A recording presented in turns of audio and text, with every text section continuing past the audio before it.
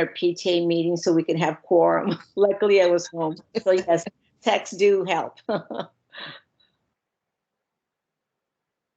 And I'd also like to compliment the your services from the standpoint of entering the website. I went to the to your district's website, and it was very easy to get into this program tonight. So, and that's been the case the last couple of times. So that's a coup to whomever is doing that. Thank you very much. It was very easy to access. Yes, yes. I look at several district websites within the county, and yours is by far the easiest for parents to get the information they need. And that's important. Thank you. That's really good feedback for us. We always try to make it easy. I think it's just initially finding your way, but our parents know to if the event is on the calendar, it's right there. Okay. To get to the actual DAC DLAC webpage, you have to kind of navigate a little bit. But if we go to I believe it's parents, and then I believe it's getting involved. Then you can find your way to DAC, DLAC, and information is there as well. All right. I know that a few more people may have joined us. Welcome to our very last parent series module for parent leadership. And this is module 4, and we will be beginning shortly. Thank you for being here. And for those who have attended every single module, all 4 of them, thank you so much and congratulations. You'll be getting your 4th certificate tonight. I'm Lonnie Perez, and I'm the Executive Director of Language Development and Instruction and Services and Support here at Chula Vista. And I have our coordinator, Patricia Pimentel, who is assisting, and shortly I'll be introducing our guest speakers. But if you just joined us, go ahead and take the little survey that's on the QR code right there. It's just a little pre-survey for us. And please include your first and last name and your role as a parent leader, or if you're a guest, in the chat so we know who is here with us and we can acknowledge you. So you can go ahead and do that. And we'll start in about a minute. We typically give everyone about 5 minutes to log in. But if you do know of another parent leader who isn't here yet, send them a quick text, let them know to join us. And this is going to be a great interactive professional learning for you tonight. So thank you.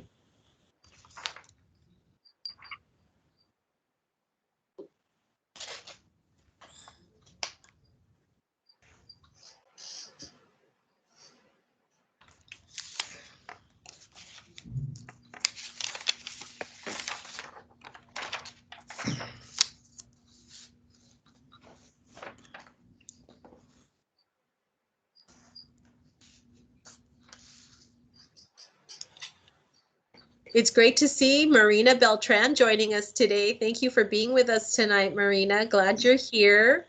And I want to recognize Melody Rodriguez, a DAC, ELAC, and School Site Council representing all 3 from Vista Square. That is awesome. Thank you for being here. And Robert Hemingway from Loma Verde, also on School Site Council, and the Vice President and DAC member. Thank you so much for being here tonight, representing lots of parent organizations. And Arlene Caballero, I think you were the first parent to join us. You're also on DAC, DLAC, ELAC, just supporting in all of those ways. Thank you for being here with us tonight. And hope I didn't miss anybody else, but just wanted to say hi to everyone. All right, about another minute and we'll get started.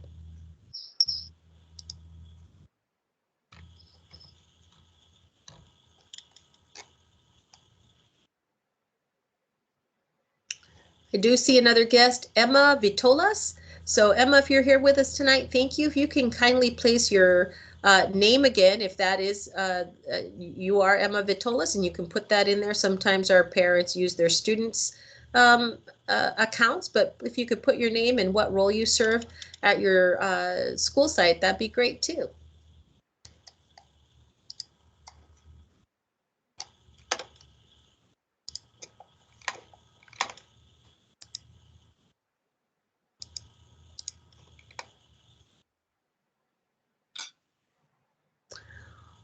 All right. It's just about 6:05, and so we're going to go ahead and get started. Welcome, parents. Thank you for taking this brief survey, and welcome to our Chula Vista Elementary School District Parent Leadership Series, Module 4. And so this quick survey is just a pre-survey, and if you can please kindly take that, you could use your phone to scan the QR code, or you could take the survey using the link in the chat box. We're going to go ahead and move on to the next slide.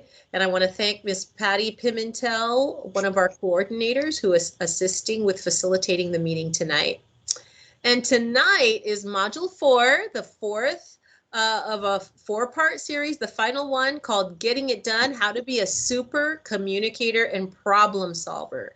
So whether you serve on DAC, DLAC, School Site Council, ELAC, PTA, or PTG, you are going to learn some skills tonight to help you be effective and efficient when you're communicating with other parents and parent leaders at your school site, whether you're discussing anything from making important decisions about your site budget to planning an event at your school. So we have some exciting content for you tonight that's going to be interactive. So be ready to participate. So we are very grateful to have a partnership with the Western Educational Equity Assistance Center. And today we do have some guest presenters. If you've been here with us, you've heard from them before. We have Fernandez and Jeana Preston, and you're going to meet them. They're waving right there on the screen. But before we do that, I'm going to go on to the next slide and introduce the principal analyst for WEAC, the Western Educational Equity Assistance Center, Ms. Frances Miller, and she's going to be sharing a little bit about this organization and how they support our families and school communities. Go ahead, Frances. Thank you very much, Dr. Perez. It's a pleasure to join you for this last session, and I've also attended the other ones before this. I would like to say on behalf of WEAC, which is what we call ourselves in short, Western Educational Equity Assistance Center. WEAC is located in Denver, Metropolitan State University. And of course, by us all being away from campus now, we're all working from home. But we were contacted by your district, by Chula Vista Elementary School District, for our services. And we appreciate the fact that you did look us up, make the connection, and now we're here to help you with technical assistance and or with training that we're part of tonight. WEAC serves about 13 different Western states and also the territories in the Pacific. And the areas that we serve are K-12 school districts all across the Western states and the territories in the Pacific on areas of interest such as discriminatory issues of race, gender, national origin, and religion. We also work with parents, as we're doing tonight. We also deal with issues on bullying. For the most part, almost any topic that you can think of in terms of K-12 education, we probably can do some training and or provide technical assistance to the district. So when Dr. Perez contacted us, which is what our service is all about, the school district has to contact us, and we were very pleased to be able to say, yes, we will help you. And so that's why we're here tonight. And we've also worked with B. Fernandez and Jeana Preston, who will be the presenters tonight for tonight's program. So that's pretty much all I have to say in regards to WEAC. And I'm looking forward to another evening of learning on my own from the standpoint of getting it done, better communication skills. And I know that the two presenters will be excellent. And I know that each one of us will walk away with something that we think we know, but then we'll find out for sure that we really need to just really delve into it a little more closely. So thank you very much, B, up front. And thank you very much, Jeana. And thank you, Dr. Perez, for the opportunity to work with you. And as always, we always like to say thank you for making the request to WEAC. Now, I will turn it over to B. Fernandez, and Jeana will be up next. Thank you, Frances. Actually, we switched roles. Switched, okay. All We right. switched roles this session. As I mentioned on Module 3, that's my favorite, is Robert's rules and training, and communication is Jeana's a specialty. But so tonight I'm starting with the group, and as this cartoon says, we know that communication is a problem, but the company is not going to discuss it with the employees. And so it's perfect because, you know, communication is a very complex subject, and it's become even harder nowadays because in the past, before we had, you know, social media, communication was done in person or via letters, right? And or telephone calls. And now with social media, we have so many more ways to communicate with each other, and so many opportunities to have a great communication, and in the same vein, opportunities to have not such a good communication with people. But nonetheless, communication is still a very complex subject. So it's great that tonight's subject is going to be how to be a super communicator and problem solver. Can we have the next slide, please? So again, welcome parents, leaders, staff to our last module. I can't believe that the first one was on August 30th or September the 1st. And here we find ourselves in October, and we've been really excited about offering these opportunities. So parents, we're going to do our best to finish the training earlier. We know that 8 p.m. again is usually the time that children get ready for bed. So we're going to make sure to stop a little earlier so you can get that done with your kids. And also I want to bring your attention to the numbers on the top, excuse me, where it says packet page 1. For every module, we do have some handouts. So when you see the number in that on the upper right-hand corner, you'll know that that page is also in your packet. And so, as I said, we're going to focus on communication. And so we're going to give you an overview on communication, on why being a skilled communicator matters, and it's really important in leadership positions that we learn different skills and how to understand and manage our own communication. So we're going to take a look at how we come across sometimes when we say certain sentences or phrases, how to look at ourselves in a different light. We're also going to do a scenario where we're going to learn how to solve problems one-on-one. We're going to ask for 2 volunteers, and we're hoping that the scenario gives you some really good ideas. If you find yourself in similar situations where there's a problem, you're not sure how to deal with it, so we're hoping that this opportunity here will give you some good tips. Next, we're going to do a problem-solving scenario where we're going to introduce you to the 6-step process for problem solving. And that, again, that is something that a model, a process that you can use in various situations at home, at work, and also in any kind of situation you find yourself at school. And we're going to end, as we always do, by providing you some resources for parent leadership at home, some ideas that we hope you will be able to utilize with either with your family or with other parents that you come across day to day at school. Can we have the next slide, please?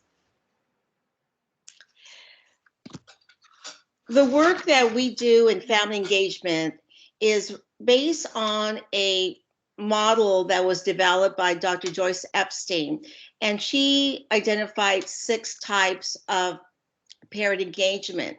Now, in our department, when we worked at San Diego Unified, we identified a 7th type, which is relationship building.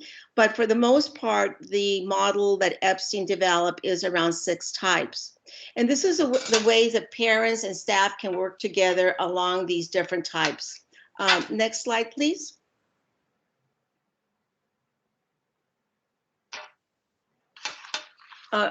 We need to go to the previous one, please. There we go. Thank you. So we're going to focus, as we have in module 2 and 3, and now tonight, on type 5, which is decision making and advocacy.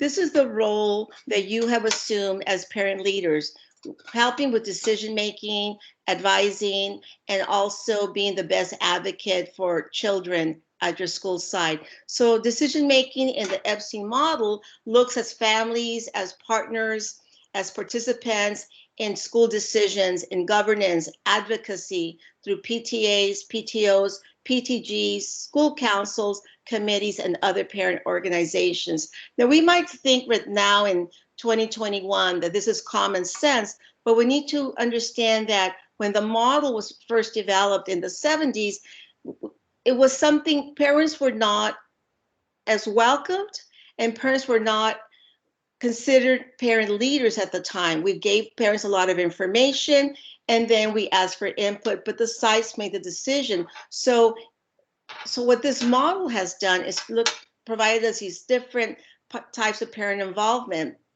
And type 5 is a very important one. You can see on the bottom part of the slide, there are some other components of decision-making and advocacy, some components that really helped us be a successful type when we all work together. Next slide, please.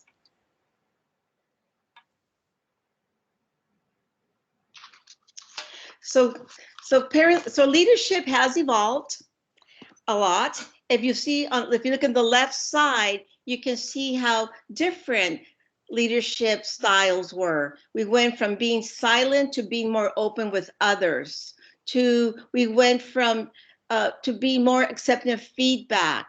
We're more flexible now. We work together to find solutions, creative ones. We are problem solvers. We're not letting others resolve an issue or a conflict. We are part of the process of solving problems, especially in our schools. We listen to each other. We assume that people are in it for the best for everyone.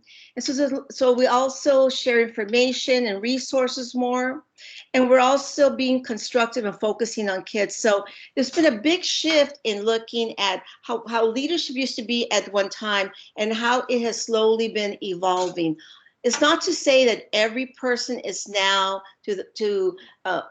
implementing the new way to look at leadership, but it's an evolving process, and trainings like the one today help you look at where you're at and how you can grow and to be a more effective parent leader. Next slide, please.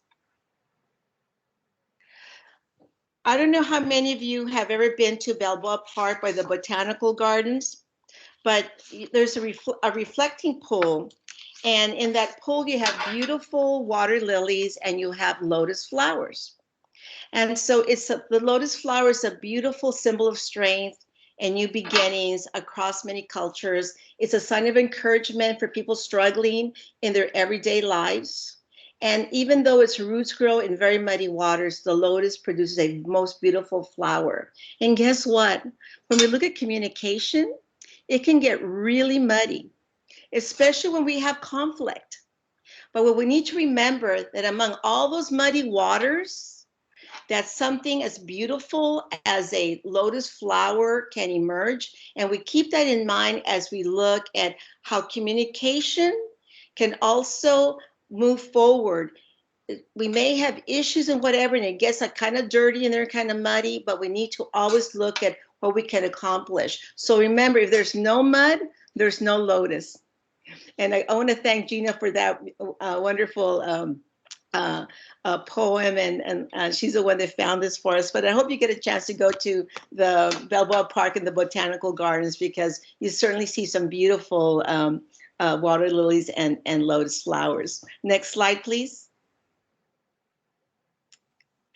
So many of you have heard of Anthony Robbins. He's a motivational speaker and author. So what he says about communication, the way we communicate with others and with ourselves ultimately determines the quality of our lives.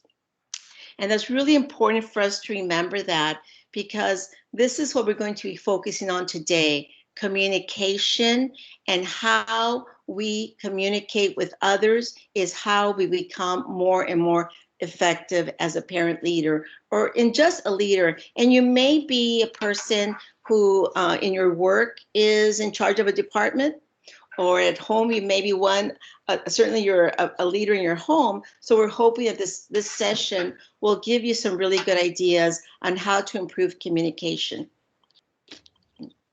Next slide. So we'll begin with today with what's called the Speak Friendly strategy. I'd love to take credit for this, but I did not develop this. One of my colleagues, Maria Moore Flagg, I worked with her. She used to run the Ballard Parent Center at San Diego Unified. And I used to look at her and she would greet everybody. And she only spoke English, but she would talk to every person in a way that made them feel welcome. And I'm not saying talk with words, because what she would say is that, B, I speak friendly. And I go, what is that, Maria? She goes, well, B, it means that you don't have to speak the language to come across as a friendly person and make a person feel comfortable with you. So she said, it just translates across all languages and dialects. She said, it's my smile. You know, I don't even have to say anything. If it just reflects in my face, and when I do say something, she said, my voice, it just comes across as friendly smile. She also said, when I'm working with parents and I'm talking to them one-on-one, and I'm just make sure that they know that I'm listening to them. And when they struggle with their English to try to communicate with me, I really focus on them. I listen to what they're saying, and I make sure that they're the main focus of my thoughts. She said, I'm not looking for what's the next answer, how I'm going to respond, but I make them feel very, very welcome. And it's not just about language. So that is the Speak Friendly strategy. Next slide, please. And so from that idea, we came up with this activity for you. And so we're going to ask you to, first, I'm going to ask you to figure out the different meanings that can be given to the sentences below. It's depending on how you say each one is how people hear you. And let me start with the first one to give you an example. This is my friend Michael. Okay. This is my friend Michael. The same sentence, two different ways to say that. So if you're receiving that message, what are you thinking about B's friend Michael?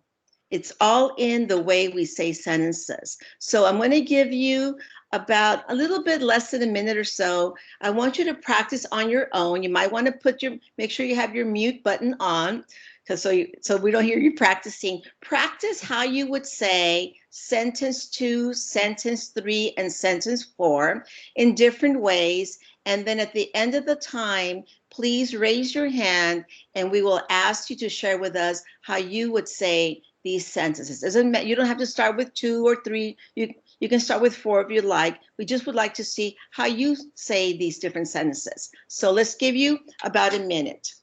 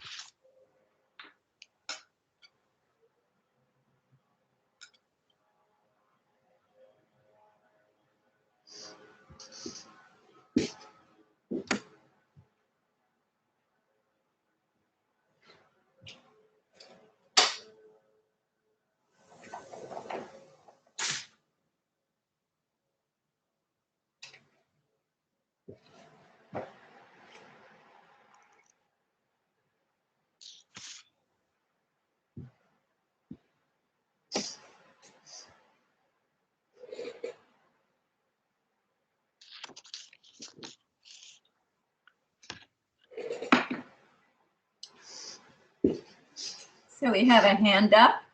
Great. Would anyone like to volunteer? Yeah, Melody. Okay, Melody, go ahead. Okay, so I'll read that second sentence. So I had 2 ways of reading it. So, when are you coming home? when are you coming home? So Yeah. I thought, it's true. It depends on our tone and our approach because, I mean, I've done it myself, so I understand. Right. And then there's the number 2 melody, like when you have your teenager, you go, when are you coming home? Like, are you kidding me? So you know how so again, it's how do they receive that message, our tone. So thank you, Melody, for sharing. Was there someone else who would like to share? Mr. Hemingway would like to share. Okay, great. Mr. Hemingway? Oh, good. Go ahead. I will do number 4. Okay, perfect. Real nice job, Sam. Okay.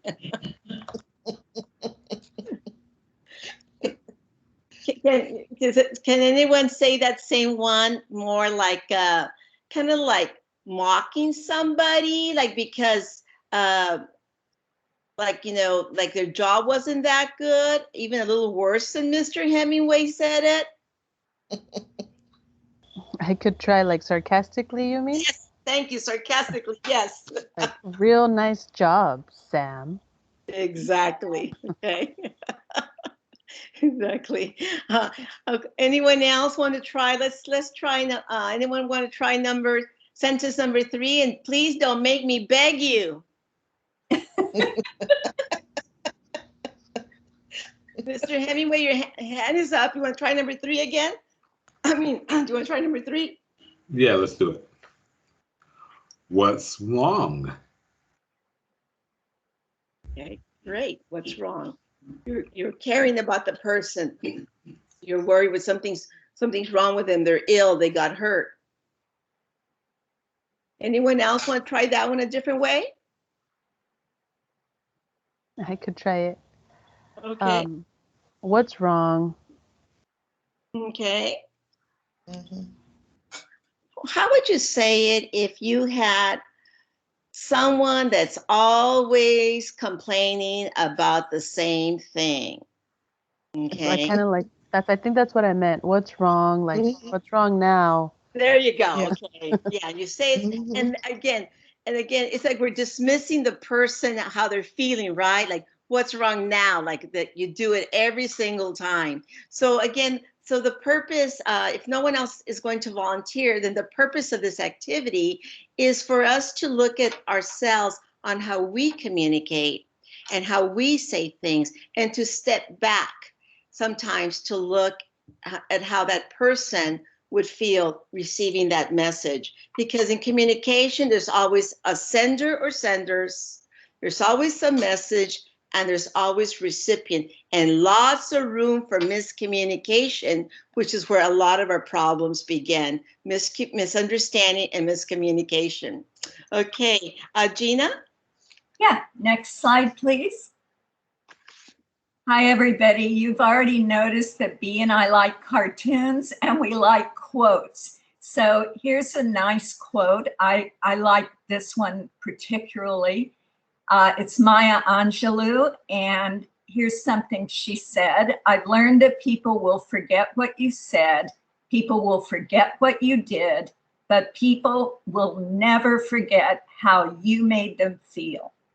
And it's really true, I think. And so next slide, please. This is why being as good a communicator as you possibly can is really important, as Bea's quote earlier said, to your own life.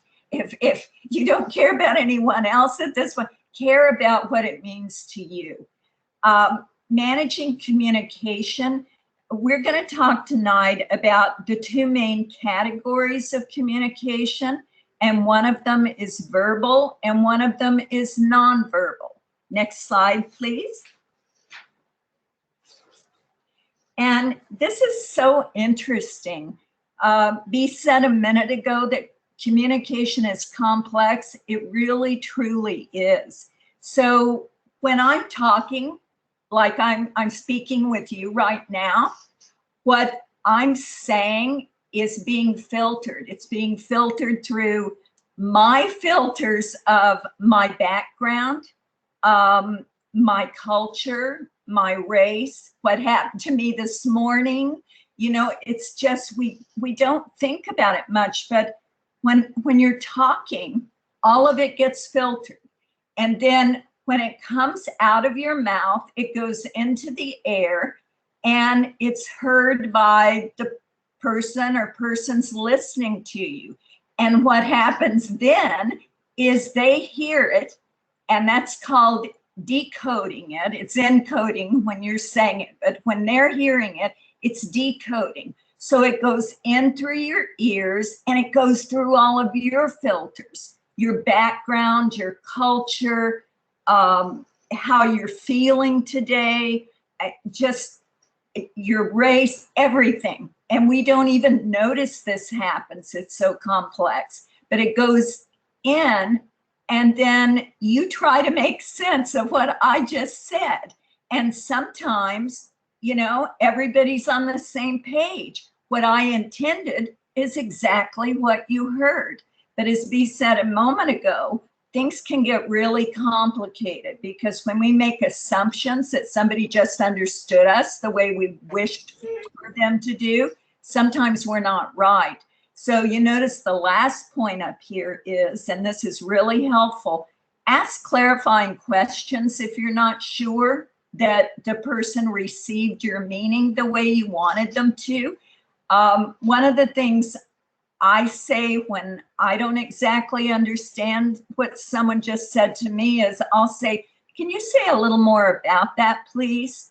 And then that gives them a chance to maybe repeat it. It gives me a chance to try to get the meaning of what they said. Next slide.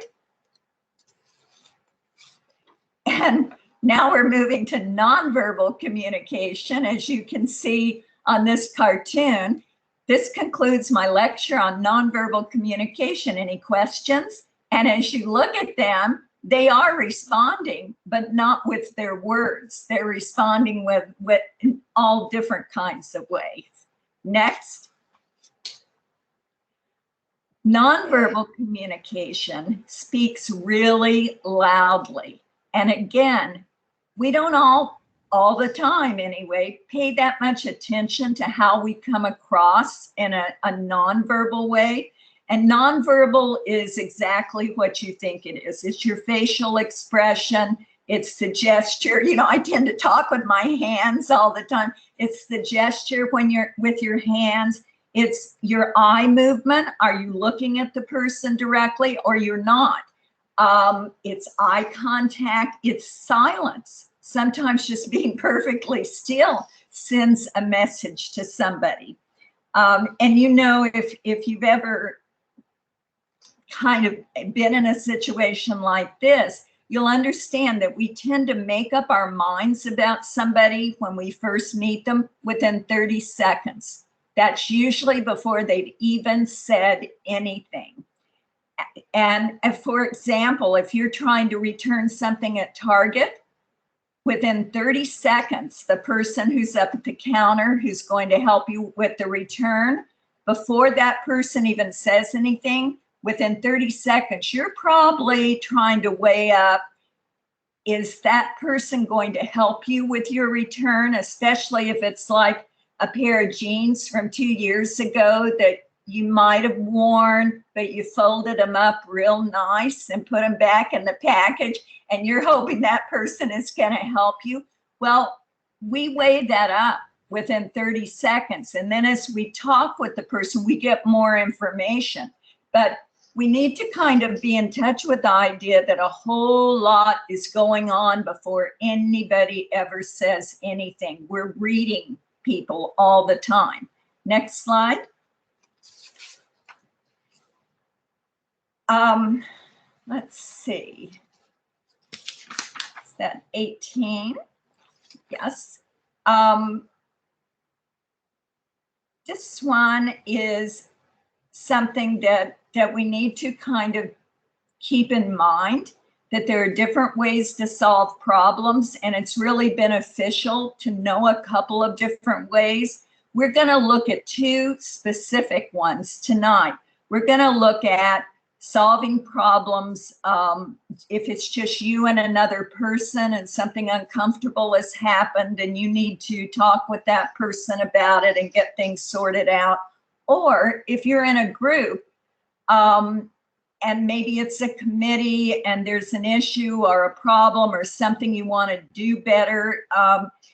Sometimes people are just all over the map, and you may be the only person sitting there who has any idea of a systematic way that the group can approach it.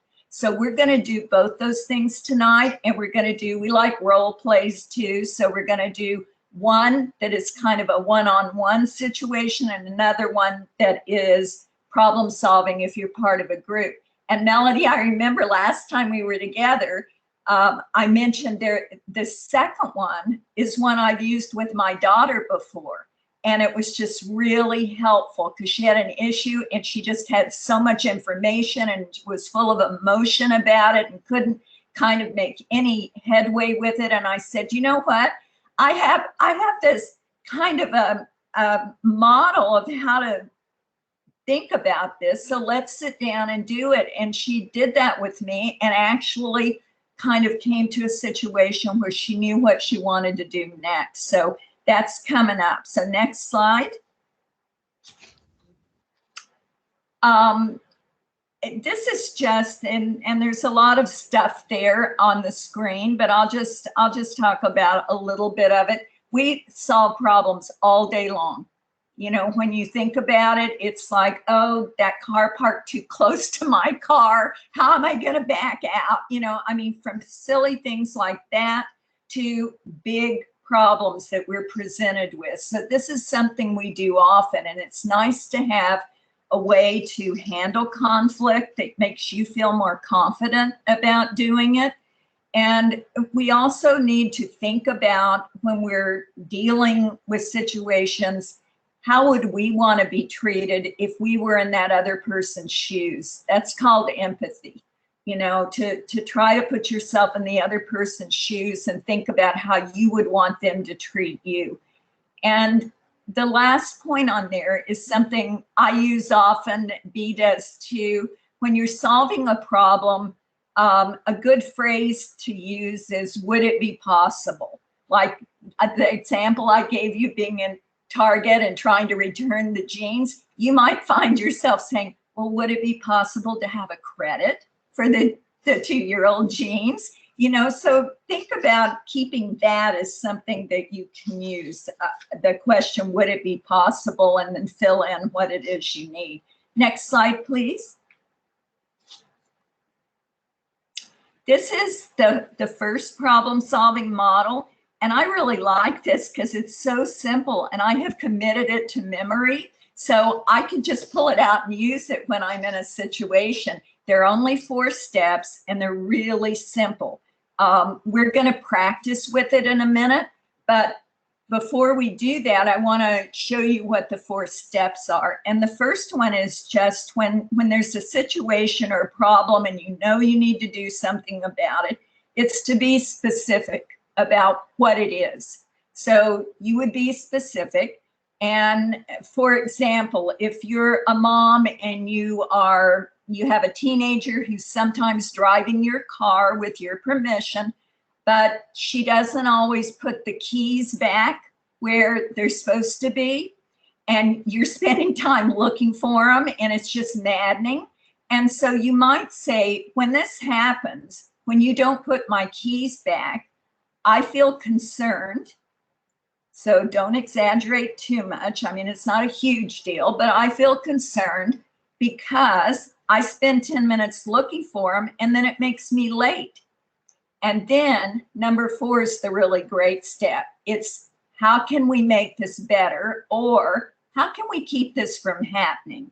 And what you're trying for here is you want that other person to say, well, I'm sorry, I could have put them back in your purse. I'll do that from now on.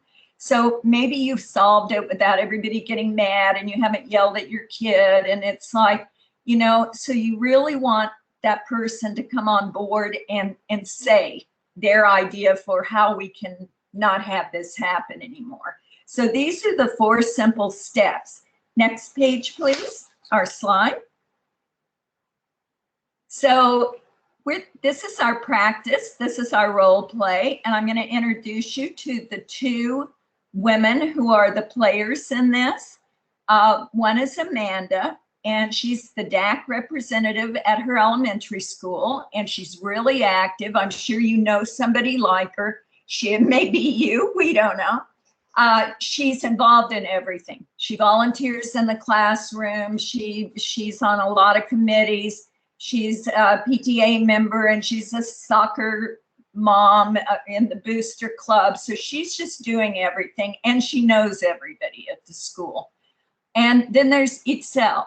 Itzel is a new parent, her child's first year at the school, and she said yes to Amanda when Amanda invited her to be considered for the DAC alternate representative. So she was recruited and she said yes. Next slide. So here's the problem. Itzel volunteered to be the alternate. And she thought it would be good because she works full time, and she didn't think it would require a lot of attendance at the meeting because Amanda's the rep, right? And she's the stand-in. But Amanda attended the first meeting of the year, but the next two meetings she called Itzel at the last moment and asked her if she could attend, once because her child wasn't well, but the next time because she had a schedule conflict. Next slide, please. And each time she did this, it was like the day before when she called. And with that short notice, it caused Itzel a problem at her workplace, because then she had to ask for the time off with really short notice. Her work wasn't going to get done, and it caused her to be a little anxious about that. And she wanted to take the role seriously, but she didn't expect to have to go to every meeting and to be asked at the last minute. So now Itzel notices on her phone that she has a text message from Amanda saying, "Please call me. I need a favor." And of course, it's the day before the meeting. Next slide, please. So our problem is to see how Itzel can handle this. And she's wondering, is she being called because she's going to get asked again to do this at the last minute? And if she says no, then maybe there won't be any parent attending the DAC meeting. But if she says yes, and she can get the time off, then Itzel knows that's going to be hard on her work schedule. So she doesn't know what to do about this. Next slide, please. So at this point, and Patty, I'm going to let you help me with this if you would. We need 2 volunteers. And by volunteering, I mean, as you see the names of Amanda and Itzel, you would just read the line. That's all we're doing, and it will be up on the screen. So would 2 people be willing to help us out? One Amanda and one Itzel. If you could unmute, or if you just write your name in the chat, and we'll know that you will read the role for Amanda or the role for Itzel.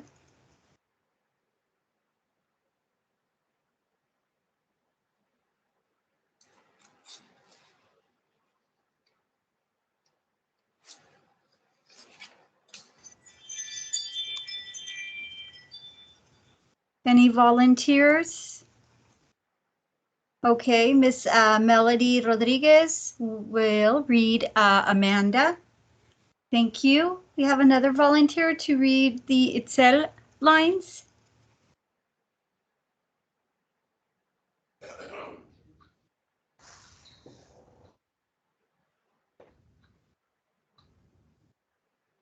Well, I'm going to press B into action here, so we don't have to wait. There's another role play. So if you were thinking about it, you can volunteer for the next one. And thank you, Melody, for volunteering.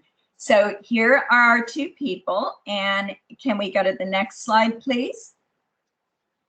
And you'll see the names up there. And all you need to do is just read what's said next to the name. So Itzel. B, you're muted, I think.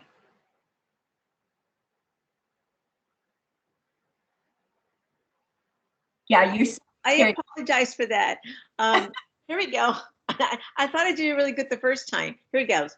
Hi, Amanda. I got the message to call you. What's up?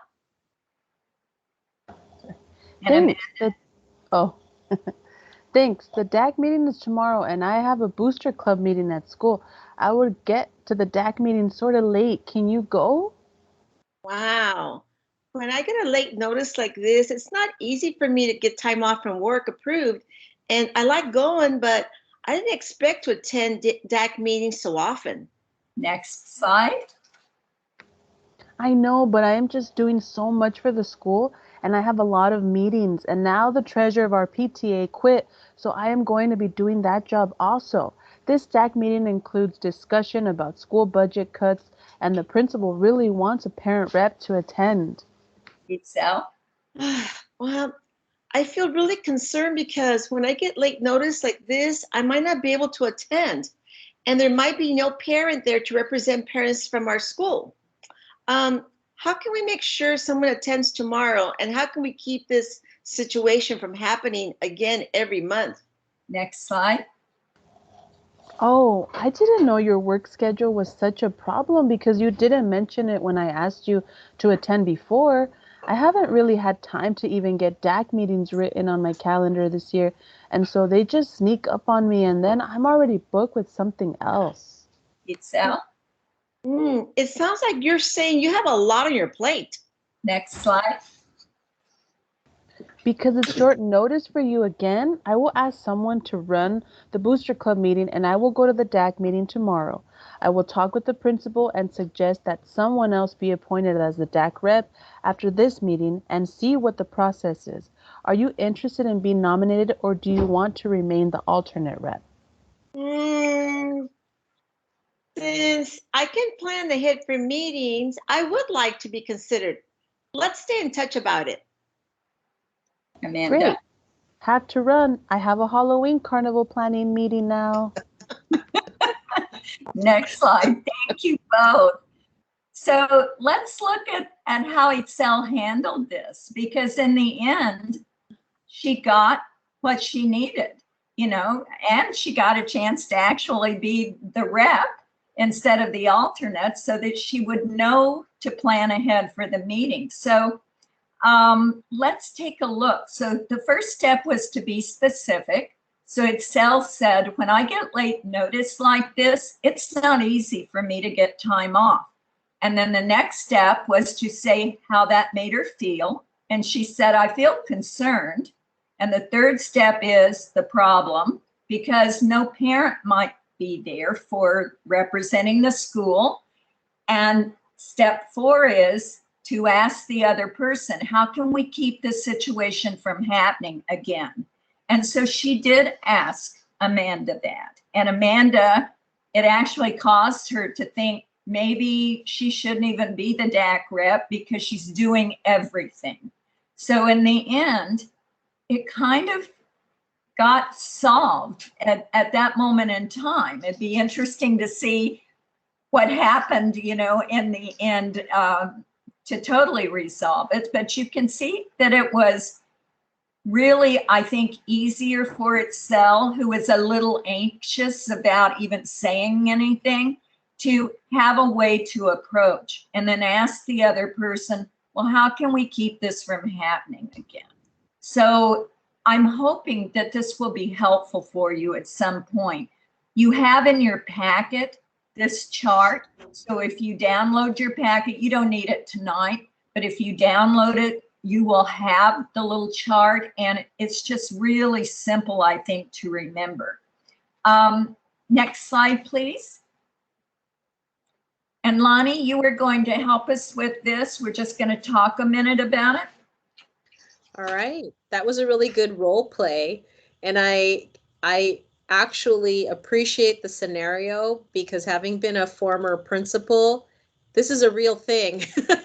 We do have some parents, and maybe you're on the call where you do everything, right? And because you care so much about the school and you want to support, but you know, a lot of times it is the same parents that do everything all the time over and over again. And so this is a scenario that could actually happen. So a couple of questions as we reflect on how this was resolved, the communication strategies. Let's ask these questions. Will this solution work?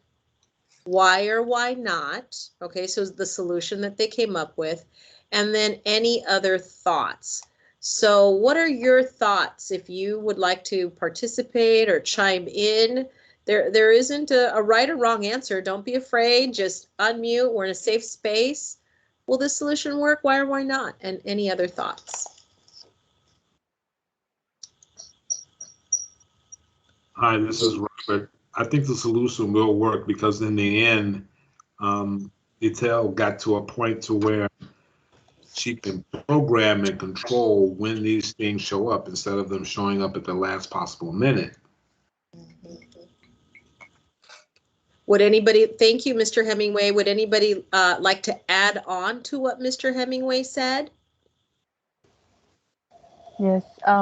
So I think that when parents, like you said, are involved in so many committees, sometimes work, you know, interferes or like a last minute thing, like your child is sick or you're sick. And sometimes you kind of want to like put that on the side and say, no, I can do it.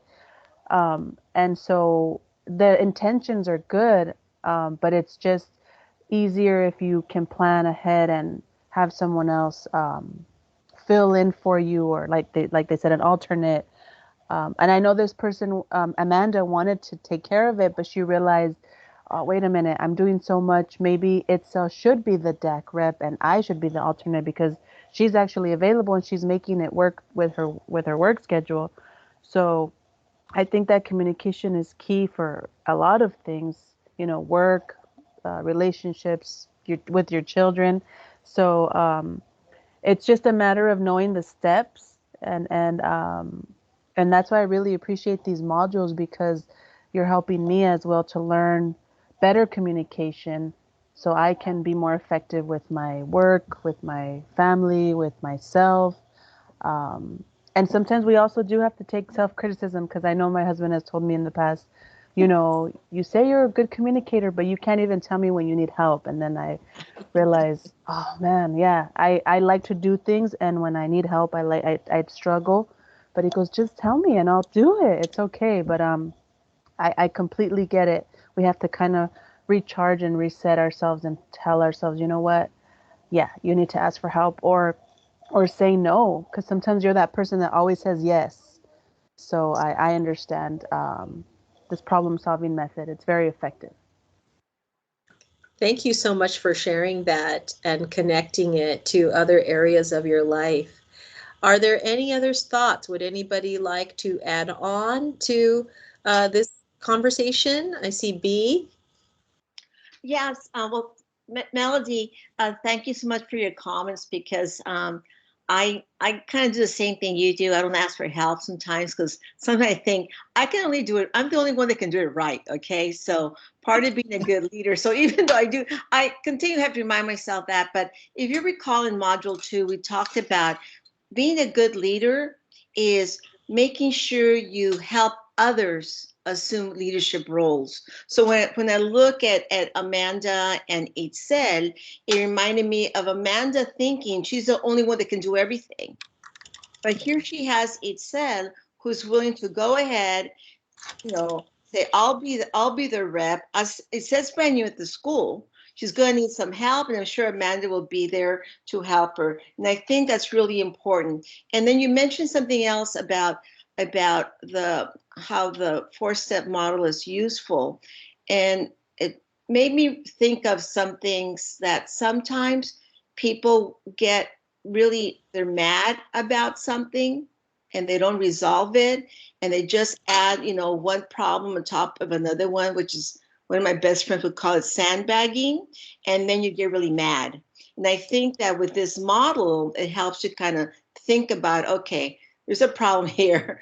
I got to resolve it some way, and you have something to use to help you come across. It's not easy. I mean, I'm sure it was not easy for Itzel to actually say the words that she said, but they are possible with this model. Really great conversation. I think that I would also like to point out that in the end, they didn't think about themselves. They thought about the needs. And so when the need was, there's budget cuts and our principal really would like to have a parent rep there, that was the focus. Like, who's going to be the rep? Someone's got to attend. This is important. There's budget cuts. Our principal needs a parent rep there. And they look for others, and Amanda looked for other solutions. So she was willing to compromise, and she realized it was her role to be the DAC rep. And so she was going to go ahead and get someone else to run that other meeting.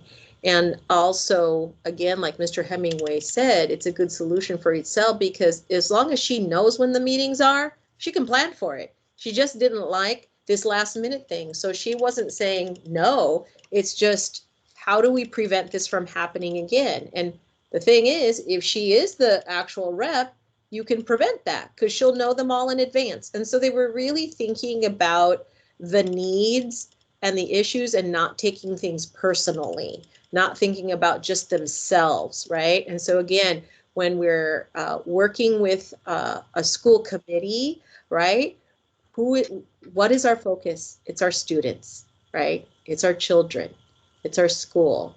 And so we want the issues to be child-centered, student-centered, and not adult-centered, right?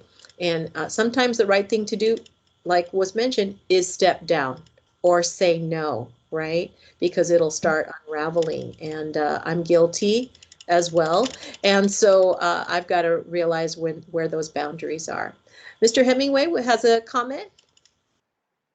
Yes, I just wanted to say that sometimes, especially in these situations, you'll find those individuals. It's a small group of individuals who usually, they take the bull by the horns, and they're the ones that's always doing it. And I think the leaders or the people who are choosing people for these roles, they need to keep a keen eye out for that, so that those people don't, because then they're setting the situation up for failure. When they choose this person for the same task over and over again, they can take a bird's eye view and look and see and say, maybe this is not going to be a good position for this person, because they're already loaded with so much, and run interference on that and not allow that person to become a DAC member because they're doing all these other things. And that's an important role to prevent that failure from taking place in the first place. Thank you so much for pointing that out. And that's something key we all have to think about, right? And we've got to, make sure, because it prevents that burnout, right? And that happens with parent leaders, and it even happens with staff members, because sometimes staff members are on those same committees over and over again. And we have to learn to spread that wealth. And so thank you for pointing that out, because we can set the conditions for success as well as leaders and principals. Thank you. All right. Excellent discussion. We're going to move on. So I'm going to hand it over to B again. And so go ahead, B. Let's continue. Okay, so luckily for us, that last scenario ended up in a really positive note. So let's go to the other extreme. And what do we do when we come across upset or angry people? And so, usually our first reactions are not the best reactions to diffuse a hostile situation. And that's because we're like angry with, we call it hot anger, which is really explosive and can have some destructive qualities, because sometimes that can be our first reaction. So the next point I like is, you do not have to attend every fight you are invited to. You can just walk away. You can just walk away and just not respond. I mean, I think all of us have seen on the internet road rage and people getting in arguments and fights at games, whatever, but we don't have to let somebody else goad us into fighting back with them. And then the last one is an old saying that says, he who angers you conquers you. So how do you avoid being conquered? Well, we have hot anger in the first point, and I read a book a long time ago about cool anger, because cool anger is just that. It's when you have calmed down, your anger is cool now, and then you are able to look at the situation and put that cool anger to use. It's kind of you have more purpose in that. So remember, do not let yourself be conquered by others by just, remember to have cool anger. So let's go to the next one, please. So there's some do's and don'ts. Let's look at the do's. I think some of these you will probably recognize. We've talked about, we've talked about a few of the first ones that you see there, but I like number 5. As the other person that's angry speaks louder, you speak softer, okay? Do not rise to their level. It takes a lot of discipline to do that, because that might not be our first instinct. We have hot anger, okay? So, but you do want that person, like it says in point number 2, you're calm with them, have them sit down, listen to them, ask them for their suggestions for solving the problem. Ask them again, anything else, let them give you lots of suggestions. You also have a turn. You get to tell them your suggestions. Careful with the words you use. And as we've learned in the earlier slides, careful the tone, the body language, the eye rolling, avoid some of those things, okay? But you do have a chance to share what you think is going on, because the best resolution is one that combines my way, their way, and now you're going to have a new way to move forward. So these are good things to remember when you come across an angry person. Now let's look at the don'ts though, because this is like, we're assuming this person's going to be a rational person, right? But that doesn't always happen with angry or upset people. So here's some of the don'ts. Don't argue. Don't place blame. Well, you started it. Don't, okay? Don't raise your voice. Remember we said in the do's, as they speak louder, you speak softer. Don't defend or become defensive. It just doesn't add to the situation. It's going to make the situation go a different way than you want. Don't promise things you can't produce. And if you're at a school site, don't say, well, the principal will take care of it, okay? Don't give that problem away to someone else, and don't own it. Don't minimize or belittle their problem, because for that person to be that angry, it means something else is going on. So don't say, oh, come on, it's not a big deal, because for them it might be a big deal. Don't change the subject and bring other topics of concern at all. Remember, we're focusing on what they're angry about. You're listening to them, you're trying to diffuse a situation. And number 8, don't threaten action that you can't follow through with, or it's not reasonable for the situation, because those kinds of comments, you may just like throw it out because you're upset with them too, but it might make the situation worse. So these are tips that are in your packet that you can maybe look at later, and do more of the do's, okay? The don'ts just make the situation worse. Okay, so I'll turn it over to Jeana again. Yeah. Thank you, B. What we're going to do now, we looked at the problem-solving model that was maybe one you would use between yourself and one other person. But now we're going to look at one that I had mentioned earlier I've used in all kinds of situations with my own child. And I think, my daughter was in college actually when we did this, but I think a child, as long as they're in elementary school, you could do this with your child. You would maybe need to read it and work through with them, but I think it's a really nice tool for kids to have, to see that there's a systematic way to approach things. So we're going to look at the next slide, please. So, yeah, we have already covered this. Oh, okay then. All we're saying is that it's nice to have a systematic way to do it. So, okay, so this is the next slide. And I like this one because I think sometimes, you know, I have anyway, run into people who just love to criticize. It doesn't matter, you know, if they're in a group, it's like everything's wrong. Nobody's solution is okay. And they're pretty much a negative kind of influence in a group. And this is a nice quote. It's fine to criticize, I think, if you do it if you're direct with respect. But if you criticize, for instance, how a principal or a DAC chairperson or an SSC chairperson is doing something, then you should be able to offer some positive suggestions about how to improve it. Nobody minds you putting in your 2 cents worth, but you've also got to take the other part of it, which is to have some positive things to say. Next slide, please. And again, this one is just so you can tell that there's an organized way. It's also helpful, I think, to write things down sometimes so you can work with them better. So it's nice to have a piece of paper, and we have a chart for you that's going to come up in a second, and you'll see it filled in, and then you'll see a blank one, and the blank one's in your packet for you. So next slide, please. And here it is now. These are the arrow people, as I like to call them.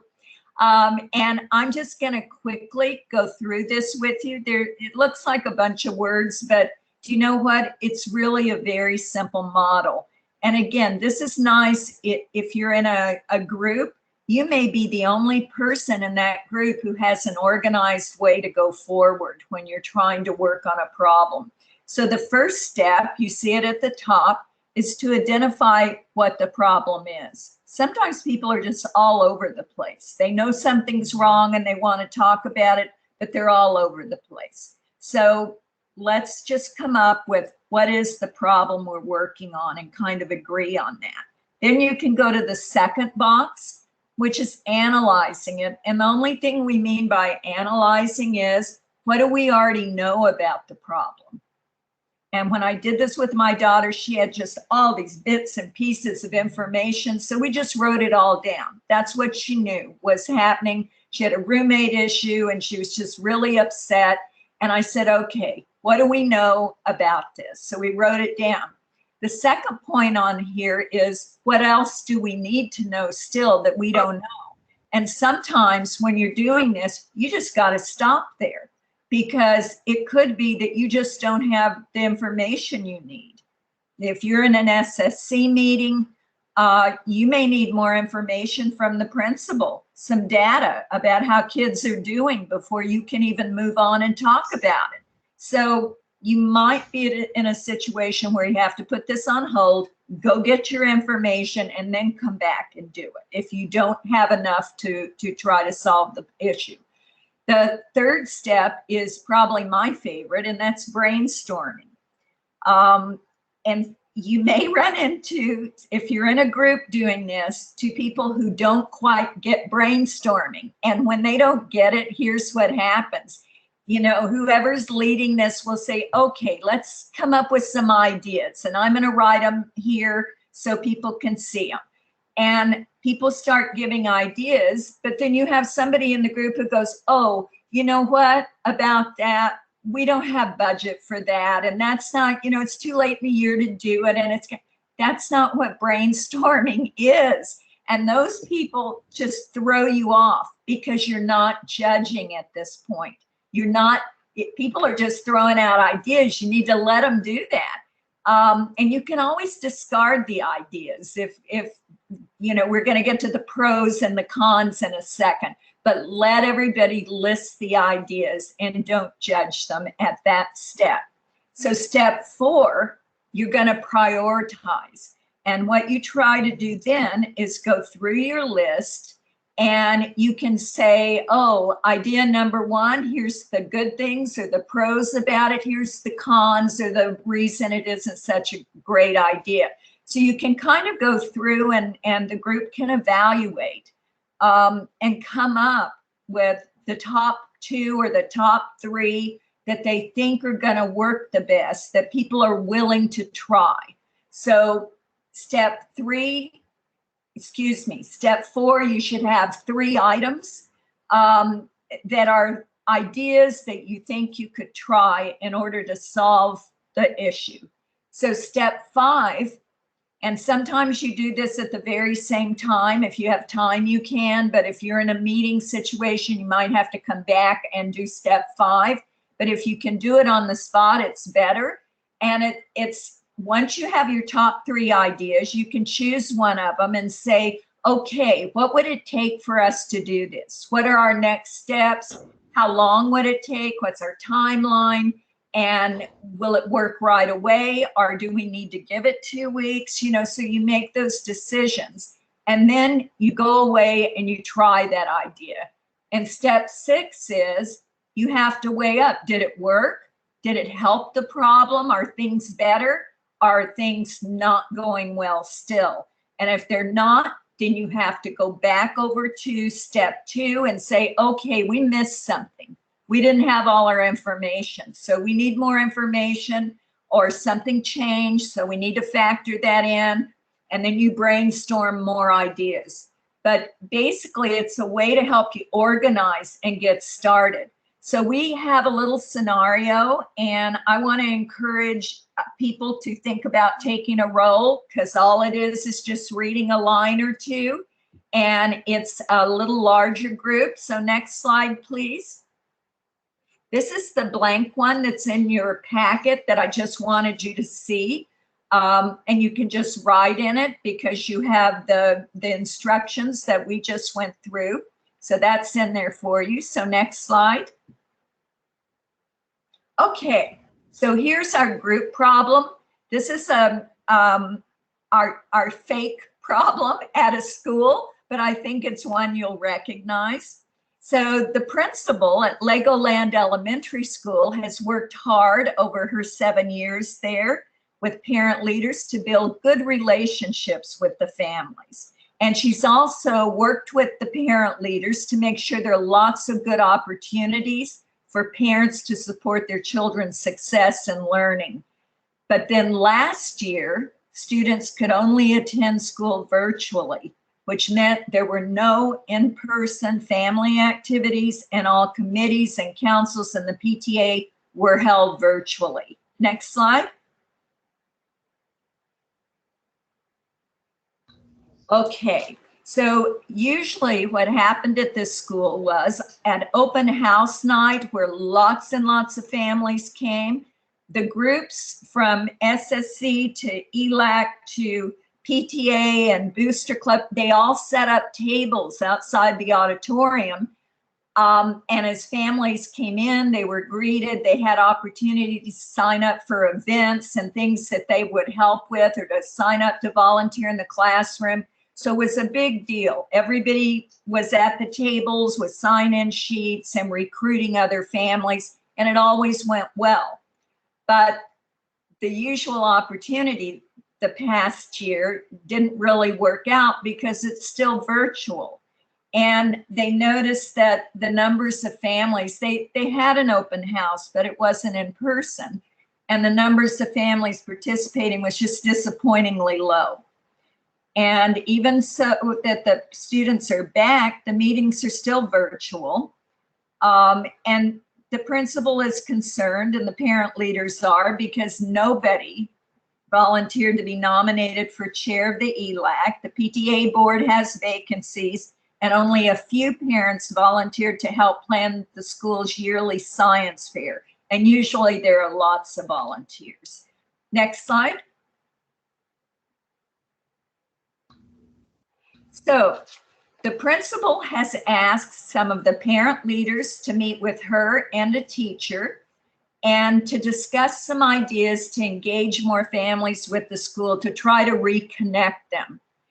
Considering this continued virtual reality, what can they do?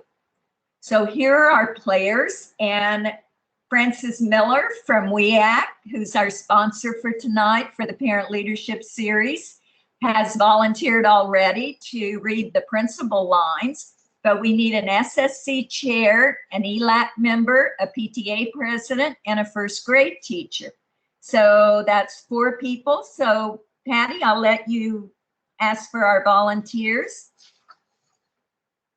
Thank you, Jeana. And let's see, we are asking for 4 more volunteers. If you could unmute or write your name in the meeting chat and we will know. So thank you, Melody. You will be the ELAC, Melody. Okay, and Mr. Robert Hemingway said PTA president, thank you. We need 2 more, an SSC chair and a first grade teacher. Patty, Miss Arlene Caballero is volunteering to be the first grade teacher. Great. Thank you, Arlene. Okay, Arlene, and I didn't see that in the meeting chat, so thank you. Okay, and 1 more for the SSC chair.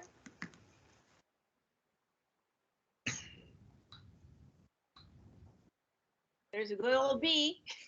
Are you the SST? It's easy, guys, because it's just reading a line or 2.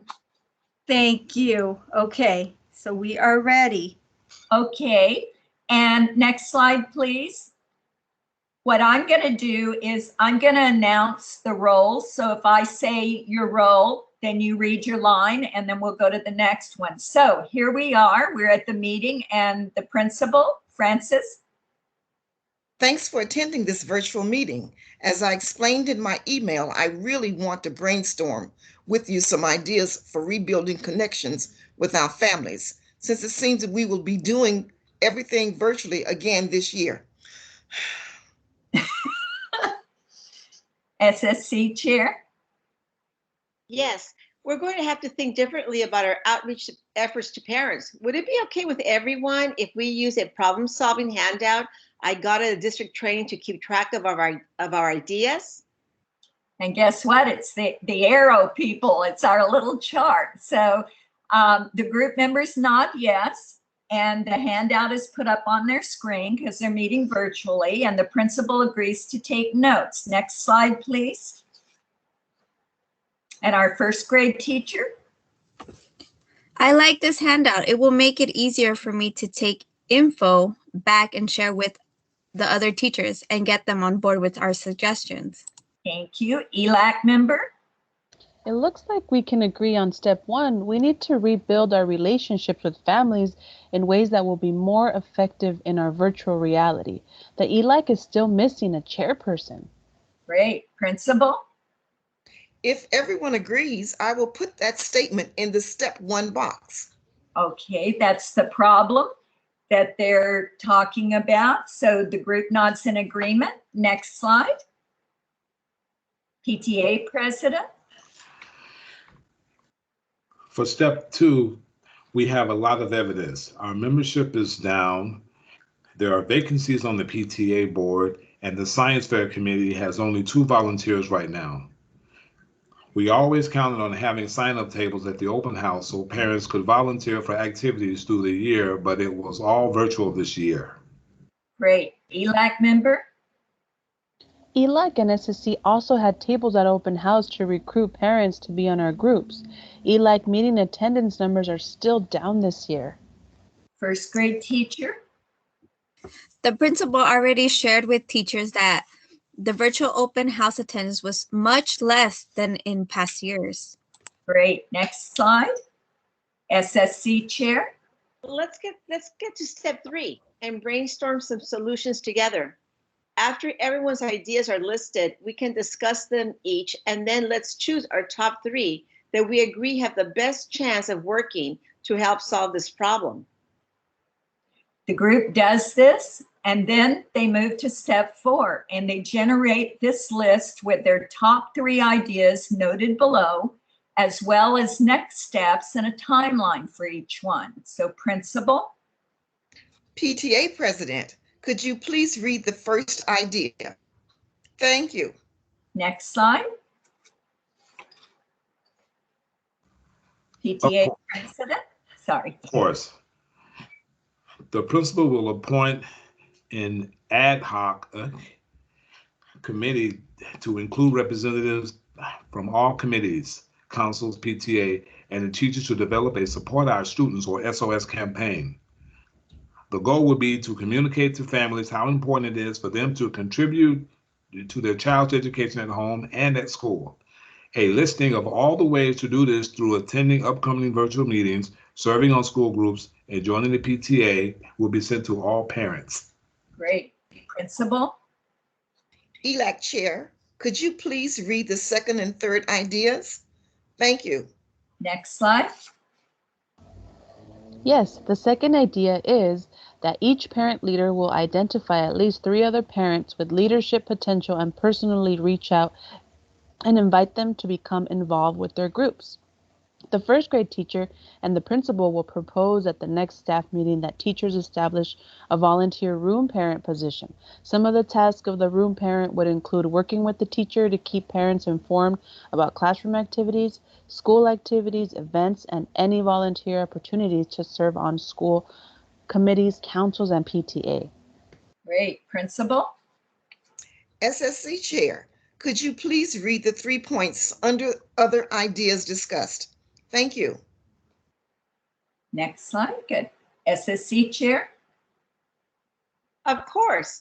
The other ideas discussed are to reach out to community organizations and businesses and ask them to post flyers of upcoming school events, to ask for small gift cards or coupons for prizes for opportunity drawings, following district guidelines, of course, for parents attending virtual activities, to generate electronic thank you notes to send parents who participate in virtual activities, and to work on improving the parent notification system for all events to ensure timeliness and to increase the frequency of reminders sent out.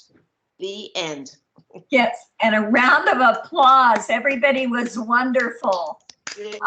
And so you can see, because I love working with groups when they're brainstorming, people come up with ideas that they wouldn't even think of. If you didn't say what you said, that next person wouldn't have thought, oh, wait a minute, I know what. You know, so it's like that energy allows us to put a lot of things together that by ourselves or with 2 people, we just wouldn't have thought of. And if you're doing this with a child, you'll probably be surprised how many ideas that child can come up with for maybe what you can do. And then when you do that step of pros and cons, you can say, well, you know, we don't really all want to put on Superman costumes for Halloween. That's too expensive. You know, so you can help them with what's reasonable and what is maybe not going to be so workable. But you can probably come up with something that, you know, your child suggests that maybe is the solution or part of the solution. So I like how this works. And Lonnie, were you going to finish us up with the group's next steps? Of course. So next steps. At the close of this meeting, the committee sets the next meeting date to discuss step 5 and to monitor progress with the top 3 ideas. In step 6, they will discuss any results toward restoring the high level of family engagement of past years. So that's what the committee is going to do next. And now we're going to debrief the scenario, and we're going to focus on those 6 steps. So let's have a discussion. What did you learn from the scenario that you would like to share with others? So we're kind of a smaller group, so feel free to just unmute or put your hand up, and we can call on you. And let's see, we have a hand up. B, was your hand up, or is it still up from the time before? Oh, it must be still up, but I'll talk at the end. Okay. Oops, sorry So, there. Miss Arlene Caballero, why don't you go ahead and unmute? What did you learn from the scenario that you would like to share with others? The rebuilding the relationships with families virtually, but bringing it back to in person as well. Okay. So, they had a problem there that they were trying to resolve, but, including expanding that to not only looking ahead, we're not always going to be virtual. So, we got to think of that as well. All right. Thank you. Any other thoughts? Would anyone like to add on? What did you learn from the scenario that you would like to share? Miss Melody Rodriguez? So I think that right now we are experiencing this, in actuality. But I think that one of the key things that I saw in this scenario was that they were trying to promote like giveaways or gift cards to kind of encourage parents to get motivated. Because sometimes I honestly think that when we go through our emails or meetings on Class Dojo, we kind of just say, oh, well, it's just another meeting, but you don't really know what it's really about until you connect. And I think that social media is a great way to promote it. Facebook and other ways. But I think that from learning from this, it's so important to get the perspective of all these different people in charge to kind of get more ideas and suggestions to be able to, see a different perspective. And it's like you said, it's not just one way. It's a lot more brainstorming, like Miss Gina said. So I think that I also learned that it's important to elaborate and discuss, in a respectful way, how you can get a better outcome of situations. Thank you. That was very nicely said. And so really this problem-solving model, when you follow this, it really helps generate all of the ideas. So there's a step where you're brainstorming solutions, right? And then selecting the top 3 to act on. And so when you have a variety of stakeholders putting ideas together, like the teacher, the ELAC, the school site council, the PTA, these are all your big parent groups on campus, and the principal there, you are going to get a variety of ideas.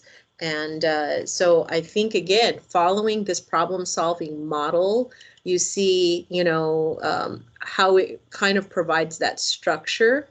And I was even thinking, when you're using this model, is going back to Robert's Rules of Order. You won't have to actually maybe engage it, but, think about, should we have a timekeeper? Should we have someone that's making sure we're staying with the model?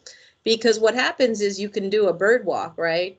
And then somebody starts talking about something else and they go down a rabbit hole when you're trying to find ideas. So it'd be a great thing to assign someone to, keep people on track and say, wow, why don't we put that on a parking lot, but let's come back to ideas, right? So you can intertwine some of the other strategies you learn from previous modules, when you're, working with a team. Okay, anyone else? Would anyone else like to add on to the discussion? Yes, Just Lonnie. one more thing. Oh, sorry.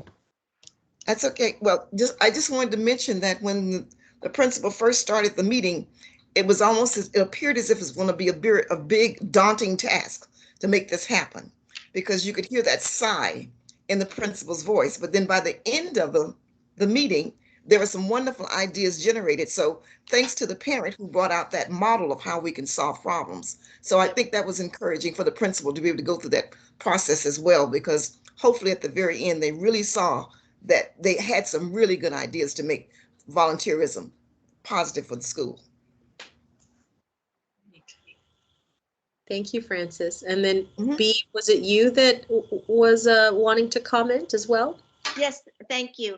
I just want, as your trainer, I just want to make some comments in general, and that is that when you're at a meeting of this type and you look around and you see a lot of brand new faces that have never been involved, do not assume that they understand everything we're doing. So it would be good when you brainstorm to actually say, so we're going to brainstorm some ideas and we're going to make a list. We're not going to discuss them yet until we're all done with our ideas, and then we'll go to that part. Just to remind people, because you're going to have some brand new parents that may or may not have had a lot of leadership training, or it's something they haven't actually experienced before. So just be cognizant of that as a trainer. And the other thing is that I know that we have talked about how hard it is to recruit parents, and so much harder now with the pandemic still, and Zoom meetings still happening. But don't forget to reach out personally via Zoom, via phone call, via text, any way you can, to those brand new parents, especially those parents of kindergartners who it's their first time they have a child in the school system. Remember Itzel? What was she? She was a brand new parent. Right away, she volunteered to be the DAC rep. And I just experienced that with a PTA group where the parents said, well, I'll be the chair of the committee, but what do I have to do? I've never done this before, okay? So again, reach out to those brand new parents of your school. They're very, very eager, and they'll be with you hopefully for like 7 years. Thank you, Bea, for those thoughts. And Miss Melody, you have a comment? Yes. So since my son started in kindergarten, I started volunteering. He's now in 6th grade. So I've learned a lot throughout these years. Not every year being involved, but one year the principal encouraged me to be a DAC, and then another year I got involved in volunteering in my son's class and getting to know the teacher. But I think that the most important thing is for me to ask, the person who's in charge to really, for me, it's been helpful to know my role. Okay, what is expected of me? Okay, what do I need to do, or how can I be helpful?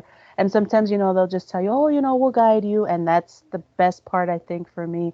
The people who mentor you, who really guide you and are so patient, because you don't get it right away. Even virtually, it's in the beginning, it was scary to speak up and speak out because you have eyes on you, not literally, but on a screen. But I've been able to get more comfortable gradually, like expressing myself, raising my digital hand, and getting to know the cues with the chat and the mic. And but at first it was a little intimidating. But I think that the more we get to practice it, it's so helpful. And I just want to thank all of you, because I've only attended 3 of these modules. I missed the second one, but honestly, you guys have helped me so much to learn. I mean, I don't know all of the information, right? But I can practice it effectively as I am growing as a parent leader. And, my next year, my son will go to middle school. So I want to be involved in his middle school and kind of, also not put so much on my plate, but just learn from others and take charge when needed. And also, be the support as well. So I think that parent leaders sometimes hesitate because, I've heard parents say, oh, well, I don't really speak English well. And I tell them, don't let that discourage you. There's so many ways to, have a translator and I see parents too, like you said, kindergarten parents who are like, I tell them that's the best way to start. And you get your foot in and then you start learning. And I love everything that you guys provide. I'm just so grateful for this Chula Vista district, these years that I've been in it. And I encourage other parents as well to, get into this. And you don't have to be a teacher. You don't have to be an educator. You can do it. It just takes that initiative and take that step to go for it. So I thank you so much for all of your leadership and your help. Thank you. Well, Wow. Thank you so much. You're the reason why we do this. And so thank you for that feedback. And it validates our partnership with WEAC. And sounds like we're going to be in partnership for a long time, ladies. So roll up your sleeves. We have a lot to offer our parents. Okay. All right. Are there any other thoughts from anyone before we move on? Okay. Well, then I'm going to hand it back over to B, and we've got already another slide there ready for us to take it home. Well, thank you. And so this is perfect for what Melody was just saying, you know, because we all have our little comfort zone and we have to expand that comfort zone. So Eleanor Roosevelt, the first lady, puts it nicely. She says, do something every day that scares you. Confidence results from making small positive changes in spite of your fear. So it's a wonderful quote to end this training. And again, we want to, and again, Melody, you hit it right on the nail there. We want to thank not just WEAC, but also back in Denver, Colorado, and but also the Chula Vista staff. They've been wonderful. Lonnie, you and your team have been excellent to work with. So anyway, next slide. We'd like to leave you with some home learning resources to use at home or to use with other parents. So we have 3 handouts today for you. The first handout, next slide, please. Oh, this is a great activity. If you've never done this before, is to write a letter to your child. Get any piece of paper. If you have an envelope, great. And if you don't, fold it up. Just write them little messages. What you think about them, how you've seen them grown, how proud you are. Tie it to school, of course, you know, that they're doing so well in school. And just leave these little notes underneath their pillow, in their backpack, in their pocket. I mean, we have done this activity many, many times, and there have parents that said, I have never done this. So this is an idea that you can use at home with your children. And it doesn't matter the age, okay? As long as it does not matter the age, even the older kids like this too. Next handout, next slide, please. B, before you leave that particular page with the pencils around it, there's a blank one in the packet if you like that.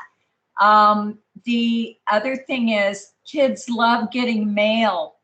If you have a stamp, write the letter, and it can be on any paper, of course, fold it up, put it in an envelope, mail it to your child. It's just really exciting when they open it. Sorry, go ahead. No, thank you, Jeana, for adding that.